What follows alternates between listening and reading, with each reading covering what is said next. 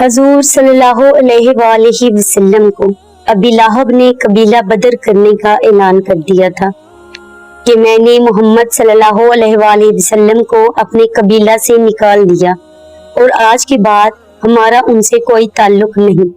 जजीरा अरब में जब किसी को कबीले से निकाल दिया जाता था तो उसकी हैसियत इस कदर नाचीज हो जाती थी कि उसे कबायली जरगा में इंसाफ की दरख्वास्त करने का भी हक नहीं था। जजीरतुल अरब में कबीला से खारिज होने वाला शख्स तमाम समाजी और माशी हकूक से महरूम हो जाता था। दूसरे लफ्जों में उससे जिंदा रहने का हक छीन लिया जाता था। मक्का के सरदारों ने हजूर सल्लल्लाहु अलैहि वसल्लम की तबलीग पर भी पाबंदी लगा दी थी। हजरत मोहम्मद सल्लल्लाहु अलैहि वसल्लम को किसी इज्तिमा से खिताब करने की इजाजत नहीं थी। इन हालात में हजरत मोहम्मद सल्लल्लाहु अलैहि वसल्लम ने मक्का के कुर्बो जवार के शहर और बस्तियों का इंतखाब किया ताकि वहां के लोगों को अल्लाह ताला का पैगाम पहुंचाया जाए। हजूर सल्लल्लाहु अलैहि वसल्लम ताइफ तशरीफ ले गए। हजरत मोहम्मद सल्लल्लाहु अलैहि वसल्लम ने ताइफ में कबीला सकीफ के सरदारों अब्द यालील, मसूद और हबीब से मुलाकात की और उन्हें हक व सदाकत का पैगाम दिया, लेकिन उन्होंने हक व सदाकत का पैगाम कबूल करने से इनकार कर दिया और हजूर सल्लल्लाहु अलैहि वसल्लम के पीछे वहां के औबाश लड़कों को लगा दिया जो हजूर सल्लल्लाहु अलैहि वसल्लम पर आवाजें कसते, तालियां पीटते और गालियां देते थे। उन्होंने इतने पत्थर मारे कि हजरत मोहम्मद सल्लल्लाहु अलैहि वसल्लम के नालैन मुबारक यानी जूते खून से भर गए। हजरत जिब्राइल अलैहिस्सलाम हाजिर हुए और फरमाया, अगर हजूर सल्लल्लाहु अलैहि वसल्लम इजाजत दें तो बस्ती वालों पर पहाड़ उलट दिए जाएं। रहमतल लिल आलमीन हजरत मोहम्मद मुस्तफ़ा रहमते दो जहां सल्लल्लाहु अलैहि वसल्लम ने इरशाद फरमाया, मैं मखलूक के लिए ज़हमत नहीं रहमत बनाकर भेजा गया हूँ। मैं उम्मीद करता हूँ अल्लाह ताला उनकी नस्लों से ऐसे बंदे पैदा फरमाएंगे जो सिर्फ एक अल्लाह की इबादत करेंगे। जख्मों से चूर हजूर सल्लल्लाहु अलैहि वसल्लम ने एक बाग में पनाह ली। इस बाग के मालिक दो भाई अतबा बिन रबी और शीबा बिन रबी थे। हजरत मोहम्मद सल्लल्लाहु अलैहि वसल्लम को लहू लुहान देखकर उन्होंने अपने नसरानी गुलाम के हाथ हजूर सल्लल्लाहु अलैहि वसल्लम की खिदमत में अंगूर भेजे। रसूलुल्लाह सल्लल्लाहु अलैहि वसल्लम ने बिस्मिल्लाह कहकर अंगूर ले लिए। नसरानी गुलाम नैनवा का बाशिंदा था। उसने रसूल सल्लल्लाहु अलैहि वसल्लम से इन कलमात की बाबत दरियाफ्त किया।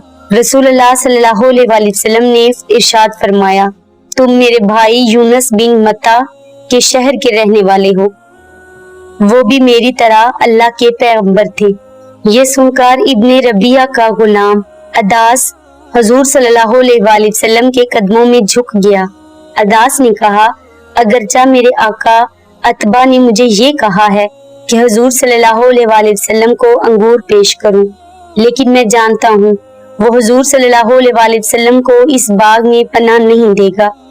मैं इतना जरूर कर सकता हूँ कि आप सल्लल्लाहु अलैहि वसल्लम को लोगों की नजरों से बचाकर ताइफ से बाहर ले जाऊं। नसरानी खिदमतकार अदास ने अपने वादे पर अमल किया और जैसे ही रात तारीक हुई रसूल सल्लल्लाहु अलैहि वसल्लम को ताइफ के शहर से बाहर ले आया और अर्ज किया, ए अल्लाह के बरगजीदा बंदे, इस शहर से दूर निकल जाइए। यहाँ के लोग हजरत मोहम्मद मुस्तफ़ा सल्लल्लाहु अलैहि वसल्लम के दुश्मन हैं। हजरत मोहम्मद मुस्तफ़ा सल्लल्लाहु अलैहि वसल्लम सहरा में चलते चलते बतने नखला में पहुंचे। रात का समा था और कायनात खामोशी में डूबी हुई थी। वहां पहुंचकर पैगंबर इस्लाम सल्लल्लाहु अलैहि वसल्लम ने कुरान पाक की तिलावत शुरू की। जिन्नात ने जब सोजो गद्दाज से भरपूर नूरानी आवाज में कुरान पाक सुना तो उनकी एक जमात खिदमत में हाजिर हुई और इस्लाम कबूल किया।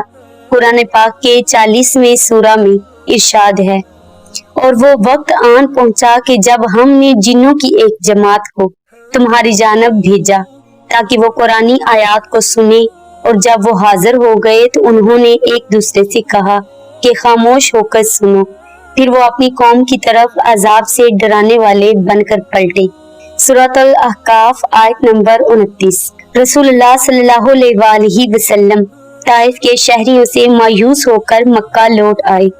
رسول اللہ صلی اللہ علیہ وآلہ وسلم نے یہ جان لیا تھا کہ طائف مسلمانوں کی پناہ گاہ نہیں بن سکتا، لیکن کسی قبیلے سے منسلک ہونا ضروری تھا۔ لہٰذا انہوں نے قبیلہ زہرہ کے سربراہ اخنس بن شریک کے پاس پیغام بھیجا کہ وہ اس سے حق و جواب چاہتے ہیں۔ اخنس بن شریک نے جواب دیا اگرچہ اس کی یہ خواہش ہے کہ وہ محمد صلی اللہ علیہ وآلہ وسلم کو پناہ دیں، لیکن وہ ایسا کرنے سے معذور ہیں کیونکہ اس نے قبیلہ قریش کے ساتھ معاہدہ کر رکھا ہے۔ حضور صلی اللہ علیہ وآلہ وسلم نے سہیل بن عمرو کو پیغام بھجوایا اور اس سے کہا کہ وہ انہیں اپنے قبیلے میں جگہ دے۔ سہیل بن عمرو قبیلہ قریش سے دور کا تعلق رکھتا تھا۔ اس نے بھی حضرت محمد مصطفیٰ صلی اللہ علیہ وآلہ وسلم کو پناہ دینے سے انکار کر دیا۔ عرب کا یہ دستور تھا کہ اگر کوئی دشمن بھی کسی سے پناہ طلب کرتا تو اسے پناہ دیتے تھے۔ معلم بن عدی نے حضرت محمد مصطفیٰ صلی اللہ علیہ وآلہ وسلم کے پیغام کا مثبت جواب دیا اور اپنی قوم کو جمع کر کے ہتھیار باندھے۔ حضرت محمد صلی اللہ علیہ وآلہ وسلم مکہ میں داخل ہوئے اور مسجد احرام میں داخل ہو کر طواف کیا۔ مطعم بن عدی اپنی سواری پر سوار تھا۔ اس نے اعلان کیا، قریش کے لوگوں، میں نے محمد صلی اللہ علیہ وآلہ وسلم کو پناہ دے دی ہے۔